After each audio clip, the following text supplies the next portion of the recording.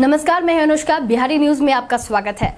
हिंदू धर्म में दर्जनों व्रत त्योहार होते हैं। इनमें से अगर कहा जाए कि सबसे कठिन त्योहार कौन सा है, तो अपने बिहार के ही कुछ बेहद खास महत्व रखने वाले व्रतों के नाम आते हैं, जिसमें सबसे कठिन 36 घंटों तक निर्जला रहने वाला छठ व्रत आता है।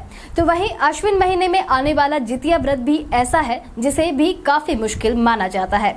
जितिया व्रत का दूसरा नाम जीवित पुत्रिका भी है। नाम से ही इस व्रत का उद्देश्य साफ हो जाता है। जीवित पुत्रिका व्रत को महिलाएं अपनी संतानों के लंबे उम्र के लिए रखती हैं। जितिया का त्योहार को खास करके बिहार से सटे कुछ ही क्षेत्रों में मनाए जाने की परंपरा है। बिहार के अलावा उत्तर प्रदेश, झारखंड और पश्चिम बंगाल में भी महिलाएं इस पवित्र व्रत को करती हैं। तो वहीं जितिया को नेपाल के मिथिला और थरहूट के लोग भी करते हैं। 3 दिनों तक मनाए जाने वाले जितिया नहाय खाय से शुरू होता है और दूसरे दिन व्रत के बाद पारण पर समाप्त होता है। महिलाओं के लिए इस बार व्रत और भी कठिन होने वाला है, क्योंकि अष्टमी की तारीख नहाय खाय वाले दिन शाम से ही शुरू हो जाएगी। ऐसे में आपको बताते हैं कि इस बार नहाय खाय कब से कब तक रहेगा, अष्टमी की तिथि यानी कि निर्जला उपवास का समय कब से कब तक रहने वाला है और पारण कब किया जाना है। जीवित पुत्रिका व्रत हिंदू कैलेंडर के मुताबिक अश्विन महीने के कृष्ण पक्ष की अष्टमी को रखा जाता है। इस बार जितिया 28 सितंबर से शुरू होगा और 30 सितंबर को पूरा हो जाएगा। 28 सितंबर मंगलवार को जितिया का नहाय खाय है। इसके अगले दिन 29 सितंबर बुधवार को कठोर निर्जला उपवास किया जाता है। वहीं 30 सितंबर गुरुवार को पारण किया जाएगा।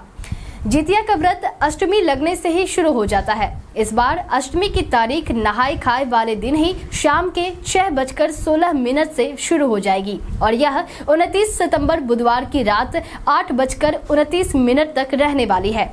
इसलिए इस बार इस व्रत को मुश्किल माना जा रहा है, क्योंकि आमतौर पर अष्टमी की तारीख किसी भी वक्त खत्म हो, लेकिन महिलाएं शाम में व्रत ना खोलकर अगले दिन सूर्योदय के बाद ही पारण करती हैं। ऐसे में 24 घंटे से ज्यादा समय तक व्रतियों को बिना खाए पिए रहना पड़ सकता है। ये है व्रत के नियम और इन चीजों का रखे खास ख्याल। नहाय खाय के दिन व्रती महिलाएं पवित्र जल से स्नान करने के बाद ही सादा और सात्विक खाना बनाती है और उनका ही सेवन करती है।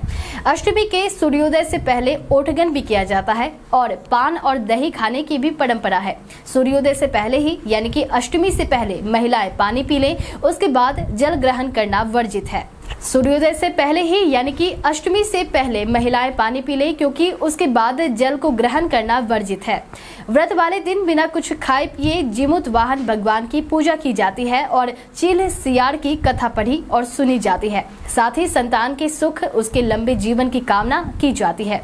प्रसाद के रूप में खीरा और भीगे केराव को चढ़ाया जाता है। पारण वाले दिन इस प्रसाद को ग्रहण करके ही व्रत को पूरा किया जाता है।